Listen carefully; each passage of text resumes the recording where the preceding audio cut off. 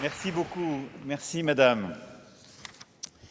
Mesdames et Messieurs les chefs d'État, de gouvernement, Madame la Présidente de la Commission européenne, Monsieur le Directeur général de l'Agence internationale de l'énergie atomique, Mesdames, Messieurs les ministres, Mesdames, Messieurs les ambassadrices et ambassadeurs, Mesdames, Messieurs les responsables d'organisations internationales, Mesdames, Messieurs les industriels, chercheurs, Mesdames, Messieurs, en vos grades et qualités, chers amis. C'est un honneur pour la France d'accueillir aujourd'hui à Paris ce sommet international sur l'énergie nucléaire. Si nous sommes réunis ici, représentants de gouvernements, scientifiques, industriels et sociétés civiles, c'est parce que nous partageons une conviction simple. Nous avons besoin du nucléaire car il est une source de progrès, de prospérité, d'indépendance. Ce sommet se tient bien sûr dans un contexte particulier, parce que le mot de nucléaire est associé à un conflit en cours, en Iran et dans le Proche et Moyen-Orient, parce que ce sommet aussi arrive 15 ans, jour pour jour, après la catastrophe de Fukushima. Et j'ai en notre nom à tous une pensée de fraternité pour le peuple japonais endeuillé, les familles, les déplacés, les héros travailleurs, secours et ingénieurs qui ont consenti d'immenses sacrifices pour éviter le pire. En 15 ans, le monde a changé, rien n'efface cette douleur, elle est une exigence permanente à la sûreté, la vigilance et l'attention. Et depuis 2011, les leçons ont été tirées. Les normes, les contrôles déjà les plus sûrs ont été renforcés, les technologies ont évolué, ce qui permet de dire que l'énergie nucléaire est une énergie profondément sûre, par les garanties qu'elle apportait précédemment et par celles qui ont été encore renforcées et par la manière dont Fukushima a été gérée et la réalité du bilan humain qui s'en est suivi.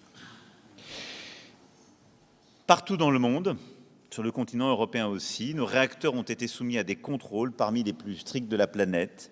Des investissements massifs ont été faits durant les 15 années passées pour moderniser, innover, transformer. Dans ce domaine, le rôle de l'Agence internationale de l'énergie atomique a été clé. Je veux vous en remercier, Monsieur le Directeur général, et avec vous vos équipes. Le rôle aussi des autorités de sûreté a été clé, et je veux les en remercier. Et en matière de sûreté et de sécurité, il ne saurait y avoir de nucléaire civil sans garantie. Et c'est cet ensemble qui a été porté.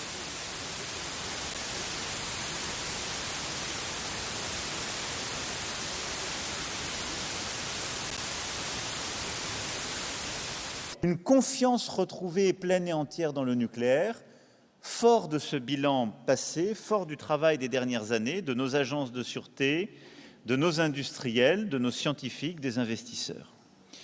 Et fort aussi du travail de l'agence. Je l'ai évoqué en ouvrant mon propos. Vous avez mené un travail que je veux ici saluer pour éviter la prolifération. Vous l'avez mené pour alimenter les discussions avec l'Iran.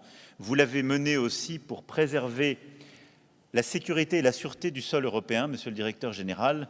Et comment ici ne pas avoir une pensée et une solidarité pleine et entière réaffirmée pour nos amis ukrainiens. Madame la Première ministre, vous le savez, les équipes de l'AIEA ont été mobilisées. Nous avons été plusieurs mobilisés depuis l'été 2022 sur la centrale ukrainienne de Zaporijia, illégalement occupée par la Russie, où à plusieurs reprises la sûreté a pu être mise en danger et où la communauté internationale s'est mobilisée, à la fois pour faire respecter votre souveraineté territoriale, mais aussi la sûreté nucléaire.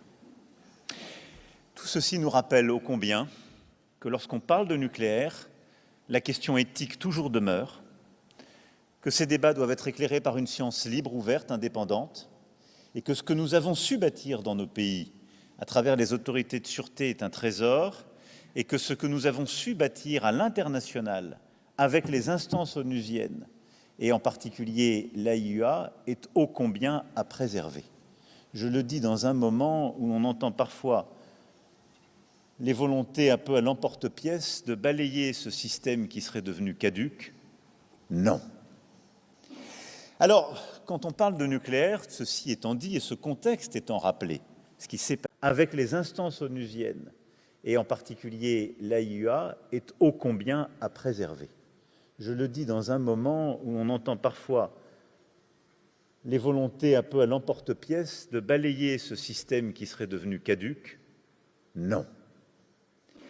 Alors, quand on parle de nucléaire, ceci étant dit et ce contexte étant rappelé, ce qui s'est passé il y a 15 ans, la complexité de ces sujets, leur sensibilité géopolitique encore pleinement contemporaine, je le disais, le nucléaire est une source de progrès, de prospérité, parce que le nucléaire est une source d'énergie, en particulier de production d'électricité, qui permet de réconcilier 3 objectifs qui sont au cœur de nos ambitions, à nous tous.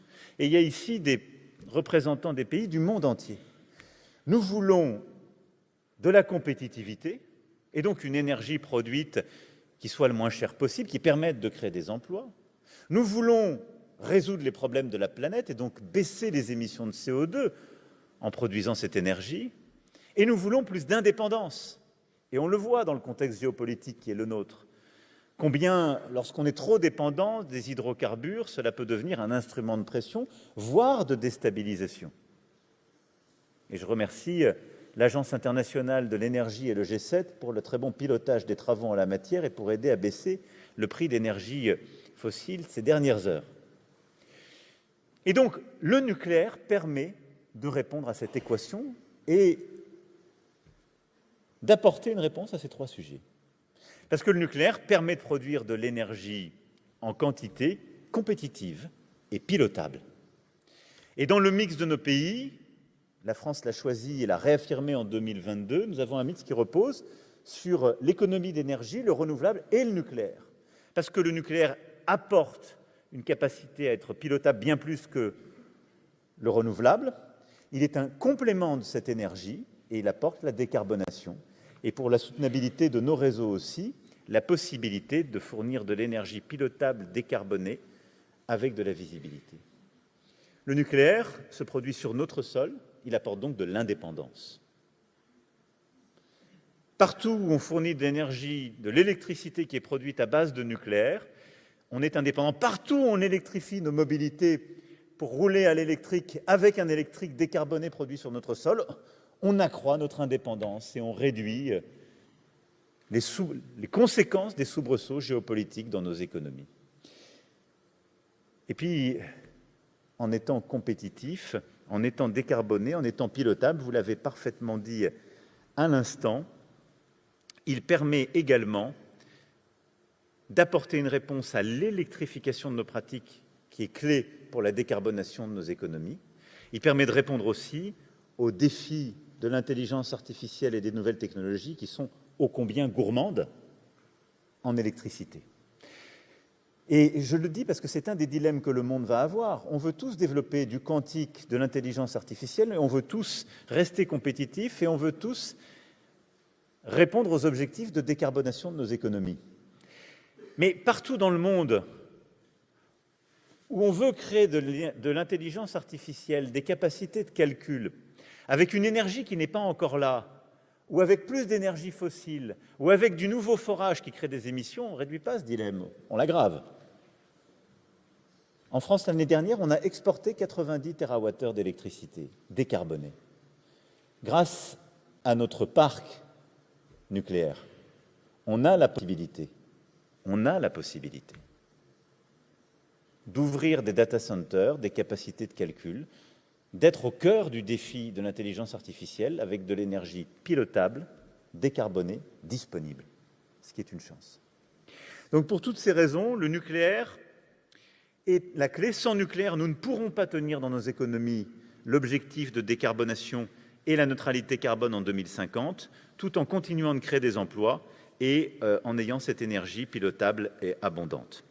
Et donc c'est pour ça que je voulais insister, c'est le cas dans le mix énergétique français, c'est le cas dans le mix européen, c'est le cas à l'échelle mondiale. Le nucléaire est clé pour réconcilier à la fois l'indépendance, et donc la souveraineté énergétique, la décarbonation et donc la neutralité carbone à horizon 2050, et la compétitivité et donc la création d'emplois de nos économies. Le nucléaire français a permis cela. Nous avons aujourd'hui une base installée que nous avons modernisée durant ces 15 dernières années par des projets d'investissement inédits. Nous avons réorganisé la filière. Nous sommes aujourd'hui dans une situation d'ailleurs très différente de celle de 2022 parce que le parc produit à plein, avec ses capacités même d'export. Et nous avons décidé 6 nouveaux EPR2 et nous avons aussi la programmation de 8 autres à venir.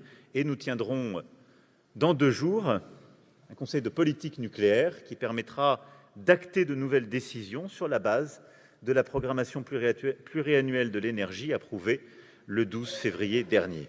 Les choses avancent comme il se doit et c'est ainsi que nous pourrons collectivement progresser. Fort de tout cela, l'heure est à l'action. Si on part de ce constat clair, nous devons tous agir et je voulais juste revenir sur quelques axes d'action. Le premier, c'est que nous avons dans le monde des centrales qui fonctionnent et il faut les faire fonctionner. 10% de la production mondiale de l'électricité repose sur le nucléaire civil, avec environ 450 réacteurs en exploitation. Le premier objectif doit être de continuer à améliorer l'exploitation de celles-ci, de renforcer leur sûreté, leur sécurité, de continuer à investir. C'est le programme qu'a fait la France ces 15 dernières années. C'est rentable, c'est pertinent. Ça doit continuer d'avancer. Et au-delà des réacteurs en exploitation, on a près de 70 réacteurs qui sont en cours de construction et plus de 115 autres projets qui sont à l'étude. Et donc, investir pour rénover, améliorer la performance et la sûreté et investir sur les projets en cours, premier axe. Le deuxième axe, c'est de continuer de monter en cadence et pour cela de standardiser. C'est un axe fondamental si on veut gagner en compétitivité dans la filière. Standardiser entre nos pays pour faciliter le développement de réacteurs communs entre nos pays. Je pense notamment aux petits réacteurs modulaires. Nous pourrons avoir des gains économiques que si nous pouvons répliquer les réacteurs à l'identique entre nos pays. Partout où on standardise, on évite de faire des prototypes à répétition. Je dis ça, c'est l'expérience qu'on a tirée nous-mêmes de notre propre passé et des erreurs qu'on a pu commettre. On ne peut pas être rentable et compétitif si on fait à chaque fois un nouveau prototype. Donc, il faut standardiser. Standardiser entre nos pays, standardiser entre les différents constructeurs au maximum pour bâtir là aussi des standards en termes de capacité, standardiser entre les énergéticiens et entre les pays. C'est un élément clé pour réduire les coûts, réduire les délais et nous assurer que le nucléaire sera au rendez-vous de la transition énergétique. C'est un élément clé pour accélérer et baisser les coûts pour nos sociétés. Pour cela, les autorités de sûreté doivent poursuivre le travail déjà largement engagé au sein de l'AIEA afin d'harmoniser les standards de sûreté. Au-delà des normes, ce sont les pratiques en matière d'autorisation, de contrôle, d'interprétation des normes qu'il faut là aussi faire évoluer. J'en appelle à l'AEN qui joue un rôle central. Enfin, c'est sur vous, industriels, que reposent aussi ces enjeux. Il est nécessaire de davantage coopérer. Certains secteurs ont su le faire pour permettre cette standardisation. Et si on prend l'aéronautique a su historiquement bâtir des standards, développer ces coopérations qui ont été ô combien utiles. Le troisième axe, c'est le financement. Nous devons arriver à mieux financer ces projets, qu'ils soient du nucléaire classique ou innovant. Et je le dis parce que nous revenons d'un monde, il y a 5-6 ans, où nous avions méthodiquement tout construit pour que rien ne puisse financer le nucléaire. D'ailleurs, nous, Européens, nous avions été champions en la matière. On avait méthodiquement tout fait pour que nos banques, nos assurances ne puissent jamais financer le nucléaire. Nous n'étions pas d'accord entre nous, donc il n'y avait pas de neutralité technologique dans nos règles de financement. Donc on revient de très loin. On a été très mauvais. Mais il y a une confiance qui est revenue, il y a une lucidité scientifique qui s'est établie. Je viens de la rappeler, sans nucléaire, on ne peut pas rester compétitif et décarboné, donc maintenant, il faut remobiliser notre finance. Alors en France, on l'a fait avec France 2030, qui est au cœur du financement de l'innovation pour créer les réacteurs de demain, la Caisse des dépôts, qui est très mobilisée également. On l'a refait ces dernières années en remettant de la neutralité technologique dans nos règles, Madame la Présidente et chers collègues. Ainsi, la Banque européenne d'investissement a confirmé son soutien à l'énergie nucléaire à travers plusieurs projets. Pour n'en citer qu'un, 400 millions d'euros pour le projet d'extension de l'usine d'enrichissement d'Orano. Et c'est un début, et nous on souhaite aller encore plus vite et plus loin. Et donc on a besoin de continuer de mobiliser ces financements et de continuer à mobiliser les financements privés. À ce titre, je me félicite que des grands financeurs privés, des grands fonds internationaux vont vers le nucléaire parce qu'il y a de la rentabilité. Mais je pense que nous devrions nous réveiller pour que les banques et les assureurs aillent davantage vers le nucléaire. Personne ne peut ignorer ce qui s'est passé il y a quelques mois en Grande-Bretagne, ce qui est une chance formidable. Le grand projet auquel EDF participe ô combien a été largement financé, permettant d'alléger d'ailleurs les bilans des entreprises qui y participent, mais il est largement financé par des opérateurs de marché anglo-saxons. Et à cause de nos régulations, on n'y trouve pas les acteurs de marché classiques du financement de nos économies, que sont les banques et les assurances. Donc on devrait collectivement se réveiller pour être plus cohérents sur nos règles. Et donc, j'appelle chaque acteur, public et privé, à prendre sa part pour continuer de mobiliser les investissements en la matière. À ce titre, je salue les engagements qui sont pris dans les déclarations des institutions financières pour ce sommet. J'appelle aussi les banques et les fonds d'investissement qui doivent faire un effort, du capital risque pour les projets les plus risqués jusqu'aux schémas les plus classiques, comme c'est très bien fait au Royaume-Uni. Et je pense que nous, Européens, nous devons aller encore un cran plus loin. Depuis quelques années, le nucléaire est mieux intégré dans les législations, les stratégies européennes, et je veux vous en remercier, Madame la Présidente, chère Ursula. La semaine dernière encore, dans le règlement accélérateur industriel, ce fut le cas. C'est une avancée majeure, indispensable, qui va vers la neutralité technologique dont nous avons besoin. Je salue aussi l'inclusion partielle du nucléaire dans la taxonomie européenne des investissements, qui a été une étape importante. Mais nous devons aller un cran plus loin en incluant la totalité du cycle dans cette neutralité technologique, de la fabrication du combustible à son retraitement. Or, aujourd'hui, l'amont et l'aval étant encore exclus, nous ne sommes pas totalement dans la neutralité technologique et nous ne pouvons pas totalement être dans l'efficacité de nos financements.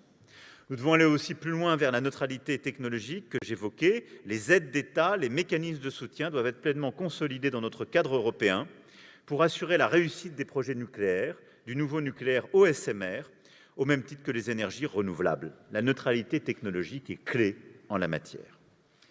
Le quatrième axe, c'est qu'il nous faut bâtir des grands projets, mutualiser, financer, créer de l'interconnexion. Et là, l'Europe est essentielle.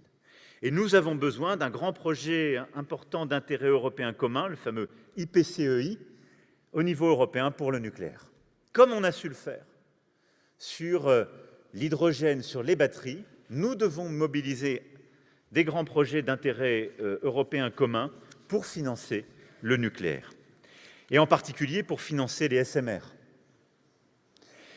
Ces Small Modular Reactors sont une opportunité en Europe pour inventer et explorer de nouvelles pratiques. La concurrence est extrême. Nos amis américains, canadiens, chinois sont à la pointe de ces innovations, accélèrent. Les Européens doivent rester dans la course. Nous les soutenons au niveau national à travers France 2030. Nos grands acteurs industriels les soutiennent. Je suis d'ailleurs heureux d'annoncer aujourd'hui l'avancée de plusieurs projets. Calogena et Jimmy, qui visent à déployer des réacteurs produisant de la chaleur, bénéficieront de financements complémentaires dans France 2030 pour accélérer. Et puis les projets comme Neward, portés par EDF, là aussi vont se consolider et sont à la pointe de notre ambition. Et de nombreux autres projets se développent autour de la fermeture du cycle ou des projets avancés. Cette dynamique existe sur le continent européen. Nous avons besoin de l'accélérer et nous avons besoin d'un IPCEI sur le nucléaire. C'est clé.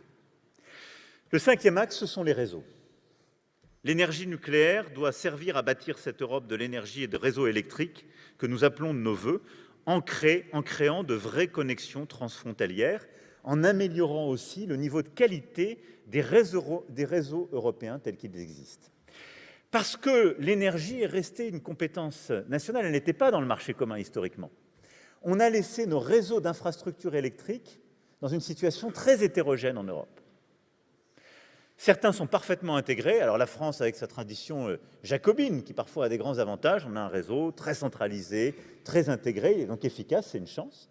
On a d'autres pays qui sont plus fédéraux, où il y a plusieurs réseaux dans le pays. Puis on a des vrais défauts d'interconnexion entre nos pays. Et au fond, ce dont on a besoin pour développer le nucléaire, et pour que le nucléaire nourrisse le mix électrique européen, qui permet de réconcilier compétitivité, climat, souveraineté, c'est de créer un marché de la libre circulation des électrons décarbonés. On a su le faire pour les personnes, les entreprises, il faut le faire pour les électrons. Ce n'est pas compliqué. Et au fond, que ces électrons décarbonés soient produits avec de l'éolien en mer, au large de la Belgique, avec du solaire en Grèce ou avec du nucléaire en France, on s'en fiche. Le tout, c'est qu'ils puissent circuler librement de manière optimisée pour pouvoir nourrir le mix électrique. Les réseaux, c'est un point clé pour notre Europe. C'est une réflexion que nous avons lancée avec l'Allemagne et la Pologne. Il faut maintenant l'accélérer. Le 6e axe, c'est plus de coopération internationale, en particulier pour la production de combustibles et la fermeture du cycle. On était pris à partie tout à l'heure par des militants sur encore les dépendances qui existent à l'égard de la Russie. C'est vrai, pour l'uranium. Raphaël me rappelait que c'est 40% de la production mondiale. Alors il y a ici beaucoup de pays qui produisent aussi et que je veux saluer. La Mongolie, le Kazakhstan sont là, sont des pays qui ont ouvert leur production et qui, s'ajoutant au Canada, à l'Australie, à l'Ouzbékistan et beaucoup d'autres, ont des réserves d'uranium. Mais on doit coopérer au niveau international pour avancer sur ce point, pour diversifier notre approvisionnement, c'est absolument clé, et sécuriser nos approvisionnements en uranium, pour moins dépendre, pour être moins dépendant des soubresauts géopolitiques. On doit aussi continuer à investir et innover pour enrichir davantage. Et là-dessus, la France, aux côtés de ses partenaires du G7, s'est engagée à accroître ses propres capacités d'enrichissement de l'uranium. Orano a initié l'extension de son usine d'enrichissement afin d'augmenter ses capacités de production de 30%, renforcer la souveraineté énergétique des pays occidentaux. D'autres projets doivent aussi émerger, et c'est absolument clé. Et les capacités d'enrichissement doivent aussi être soutenues par justement des coopérations nouvelles. Et la coopération entre Orano et le département d'État américain sur le projet Ike est à cet égard un élément clé. Et puis c'est aussi pour ça qu'il faut continuer de financer nos projets de fermeture du cycle et de recyclage du combustible pour moins consommer d'uranium naturel, pour à terme nous en affranchir.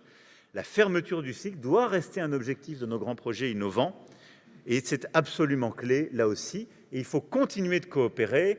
Le Japon, la Corée du Sud sont des pays clés en la matière et les Européens veulent continuer ces partenariats avec eux.